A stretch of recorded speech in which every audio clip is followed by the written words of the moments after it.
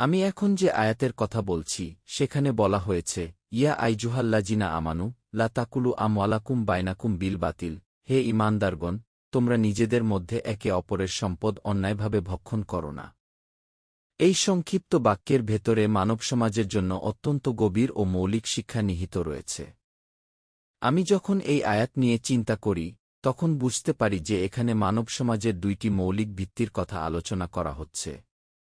একটি হল পরস্পরের জীবনকে সম্মান করা, আরেকটি হল পরস্পরের সম্পদের প্রতি সম্মান প্রদর্শন করা।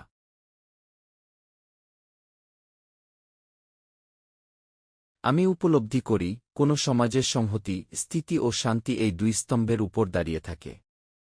যদি মানুষ একে অপরের জীবনকে নিরাপদ মনে করে এবং জানে যে তার সম্পদ অন্যায়ভাবে কেউ ছিনিয়ে নেবে না, তাহলে সেই সমাজে শান্তি, নিরাপত্তা ও পারস্পরিক আস্থা গড়ে ওঠে। কিন্তু যদি মানুষের জানমাল নিরাপদ না থাকে, তাহলে সমাজে অস্থিরতা, বিশৃঙ্খলা ও অবিশ্বাস ছড়িয়ে পড়ে। তাই আমি বলছি, মানুষের পারস্পরিক সম্মানই সামাজিক ব্যবস্থার মূল ভিত্তি।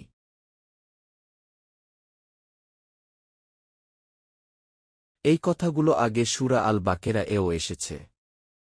সেখানে একই শিক্ষা পুনরায় তুলে ধরা হয়েছে। এখন আমি এই আয়াতের প্রথম অংশ নিয়ে বিস্তারিত বলছি।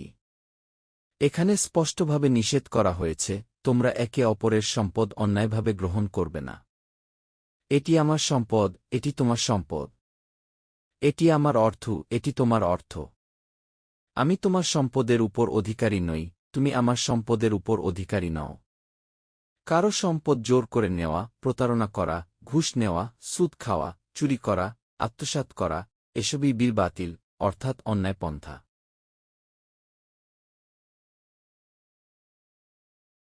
তবে এখানে একটি ব্যতিক্রমের কথা বলা হয়েছে। যদি পারস্পরিক সম্মতিতে লেনদেন হয় তাহলে তা বৈধ। আমি একটি পণ্য $1 কিনেছি। আমি সেটি $2 বিক্রি করতে চাই। আমি পাইকারি বাজার থেকে কিনে খুচরা বিক্রির জন্য এনেছি। আমি শ্রম দিয়েছি, সময় দিয়েছি, পরিবহন খরচ করেছি। এখন আমি যদি আমার মূল্য নির্ধারণ করি এবং ক্রেতা জেনে শুনে স্বেচ্ছায় সেই মূল্য প্রদান করে, তাহলে এটি বৈধ বাণিজ্য। এখানে জোরজবরদস্তি নেই, প্রতারণা নেই। এখানে সম্মতি আছে। আর সম্মতিই বৈধ লেনদেনের ভিত্তি।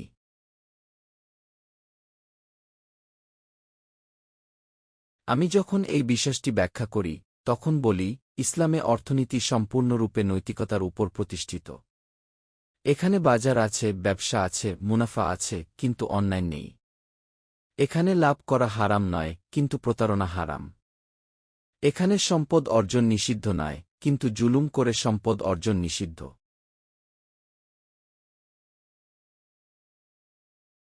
এরপর আয়াতে বলা হয়েছে, ওয়ালা তাকতুলু আনফুসাকুম, তোমরা নিজেদের হত্যা করো না। আমি যখন এই বাক্যটি পড়ি প্রথমে মনে হতে পারে, কেউ কি নিজেকে হত্যা করবে?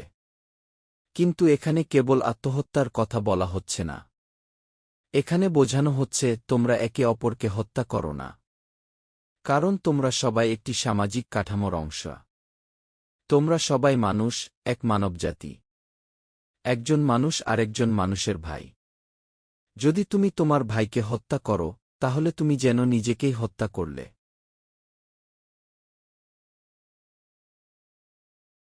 আমি বুঝি, একটি সমাজ তখনই সুস্থ থাকে যখন মানুষের জীবন নিরাপদ থাকে। যদি মানুষ ভয়ে ভয়ে বসবাস করে, যদি জানে যে যে কোনো সময় তার জীবন হুমকির মুখে পড়তে পারে, তাহলে সেখানে শান্তি থাকবে না। তাই ইসলাম জীবনের নিরাপত্তাকে সর্বোচ্চ গুরুত্ব দিয়েছে।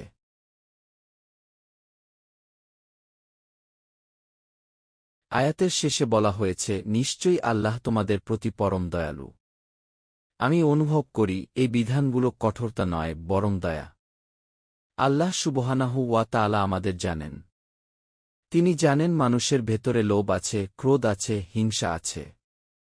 তাই তিনি সীমা নির্ধারণ করে দিয়েছেন যেন আমরা একে অপরের উপর জুলুম না করি।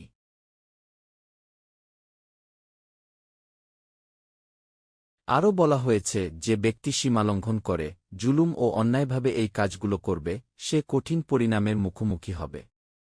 জুলমান ওয়া উদওয়ানান, অর্থাৎ জেনে শুনে সীমা অতিক্রম করা, অন্যায়ভাবে অধিকার লঙ্ঘন করা। আমি যখন এই শব্দগুলো নিয়ে চিন্তা করি তখন বুঝতে পারি যে এখানে কেবল কাজ নয়, উদ্দেশ্যও গুরুত্বপূর্ণ। যদি কেউ ইচ্ছাকৃতভাবে অন্যের সম্পদ গ্রাস করে বা জীবন নষ্ট করে, তাহলে সে সামাজিক ও আধ্যাত্মিক উভয় অপরাধে লিপ্ত হয়।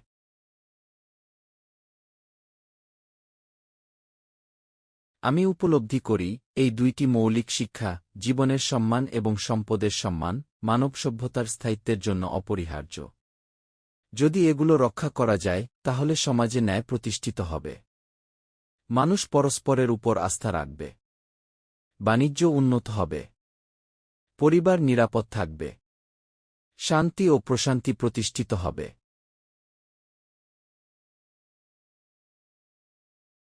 আমার দৃষ্টিতে এই আয়াত কেবল একটি ধর্মীয় নির্দেশ নয়, এটি একটি পূর্ণাঙ্গ সামাজিক নীতিমালা। এটি আমাদের শেখায় কিভাবে নৈতিক অর্থনীতি গড়ে তুলতে হয়, কিভাবে মানবিক সমাজ নির্মাণ করতে হয়, কিভাবে পরস্পরের প্রতি দায়িত্বশীল হতে হয়। আল্লাহ সুবহানাহু ওয়া তাআলা আমাদের প্রতি দয়াশীল বলেই তিনি এই সুস্পষ্ট দিক নির্দেশনা দিয়েছেন, যেন আমরা বিভ্রান্ত না হই, অন্যায়ে লিপ্ত না হই, বরং একটি ন্যায়ভিত্তিক, শান্তিপূর্ণ ও সংহত সমাজ গড়ে তুলতে পারি। আমি এখন যে বিষয়টি আলোচনা করছি সেটি অত্যন্ত গম্ভীর ও সতর্কতামূলক। প্রথমেই বলা হচ্ছে, খুব শিগগিরই আল্লাহ তাকে আগুনে নিক্ষেপ করবেন। আর এটি আল্লাহর জন্য মোটেই কঠিন কিছু নয়।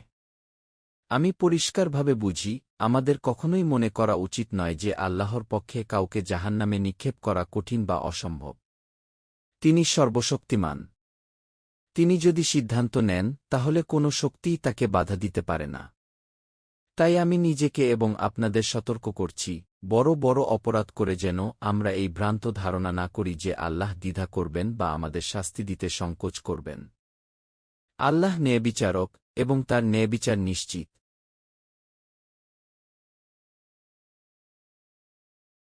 আমি লক্ষ্য করছি, আমরা যে আযাতগুলো নিয়ে আলোচনা করছি সেগুলো মূলত মানব জীবনের বিভিন্ন দিকের আইনকানুন ও আচরণবিধি নিয়ে। কিন্তু আশ্চর্যের বিষয় হল, এই ভাষা শুষ্ক আইনগত ভাষা নয়। এখানে কেবল বিধান দেওয়া হয়নি, বরং প্রতিটি বিধানের পর রয়েছে উপদেশ, প্রজ্ঞা, নৈতিক শিক্ষা এবং গভীর অন্তর্দৃষ্টি। আমি অনুভব করি, কুরআনের শিক্ষা কেবল আইন নয়, এটি হৃদয়ের পরিবর্তনও ঘটায়।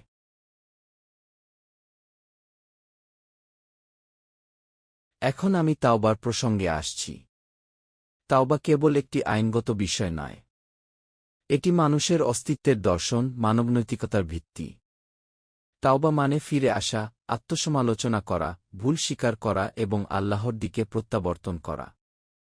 আমি বুঝি, তাওবা ছাড়া মানুষের নৈতিক উন্নতি সম্ভব নয়। কারণ মানুষ দুর্বল, সে ভুল করবে। কিন্তু তার প্রকৃত মর্যাদা তখনই প্রতিষ্ঠিত হয় যখন সে ভুল বুঝতে পেরে আল্লাহর দিকে ফিরে আসে।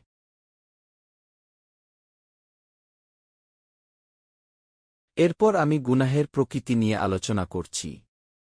গুনাহ দুই প্রকারের, বড় গুনাহ যাকে কাবিরা বলা হয় এবং ছোট গুনাহ যাকে সাগিরা বলা হয়। এখানে একটি ভারসাম্যের শিক্ষা দেওয়া হয়েছে। আমি দেখি, অনেক সময় আমরা ছোট ছোট বিষয় নিয়ে অত্যন্ত সতর্ক থাকি, কিন্তু বড় বড় অপরাধকে গুরুত্ব দিই না। এটি সম্পূর্ণ ভুল দৃষ্টিভঙ্গি।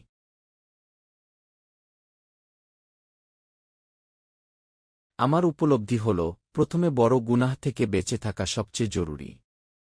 যদি আমরা সেই বড় অপরাধগুলো থেকে বিরত থাকি, যেগুলো থেকে আমাদের কঠোরভাবে নিষেধ করা হয়েছে, তাহলে আল্লাহ আমাদের ছোটখাটো ভুলত্রুটি ক্ষমা করে দেবেন। তিনি আমাদের সাগিরা গুনাহগুলো মার্জনা করবেন এবং আমাদেরকে সম্মানিত স্থানে, জান্নাতে প্রবেশ করাবেন। এটি আল্লাহর দয়া।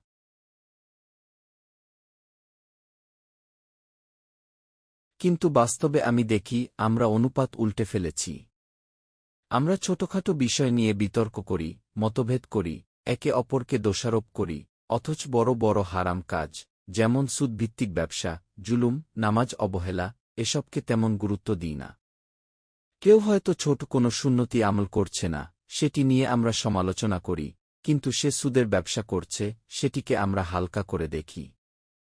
এটি একটি মারাত্মক ভুল মানসিকতা।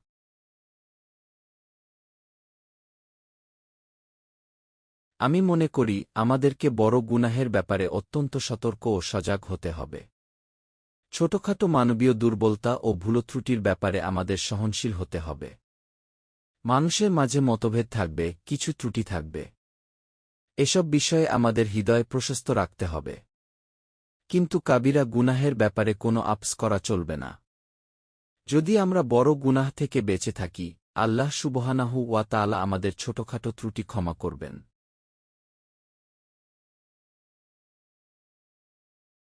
এরপর পারিবারিক জীবনের দর্শন নিয়ে আলোচনা শুরু হয়েছে। কিন্তু তার আগে একটি মৌলিক নীতি স্থাপন করা হয়েছে। বলা হয়েছে, আল্লাহ যেসব বিষয়ে তোমাদের একজনকে অন্যজনের উপর শ্রেষ্ঠত্ব দিয়েছেন, তা নিয়ে লোভ করো না। আমি এই নীতিকে অত্যন্ত মৌলিক ও গভীর মনে করি। আল্লাহ আমাকে কিছু দিয়েছেন, আপনাকে অন্য কিছু দিয়েছেন। কাউকে সম্পদ দিয়েছেন, কাউকে জ্ঞান দিয়েছেন, কাউকে প্রজ্ঞা দিয়েছেন, কাউকে নেতৃত্বের গুণ দিয়েছেন।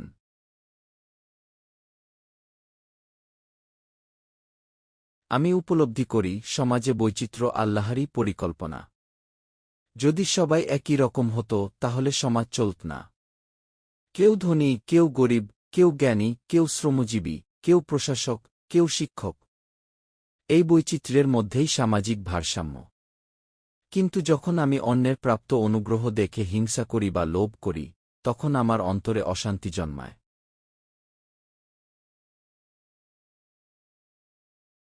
তাই আমি নিজেকে শিক্ষা দিই, আল্লাহ যেটি আমাকে দিয়েছেন সেটির জন্য কৃতজ্ঞ থাকি এবং যেটি অন্যকে দিয়েছেন সেটিকে সম্মান করি। কারণ তিনি সর্বজ্ঞ, তিনি জানেন কাকে কি দিলে উত্তম হয়। আমি যদি এই নীতিকে হৃদয়ে ধারণ করি, তাহলে হিংসা, প্রতিযোগিতার নেতিবাচক মনোভাব এবং সামাজিক বিদ্বেষ দূর হবে।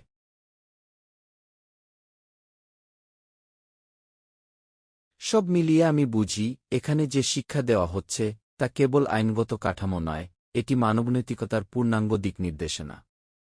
বড় গুনাহ থেকে বাঁচা, ছোট গুনাহের ব্যাপারে ভারসাম্য রাখা, তাওবার মাধ্যমে নিজেকে শুদ্ধ করা এবং অন্যের প্রাপ্ত নিয়ামতের প্রতি লোভ না করা, এই সব কিছু মিলিয়ে একটি পরিপূর্ণ, সুষম ও শান্তিপূর্ণ সমাজ গড়ে ওঠে।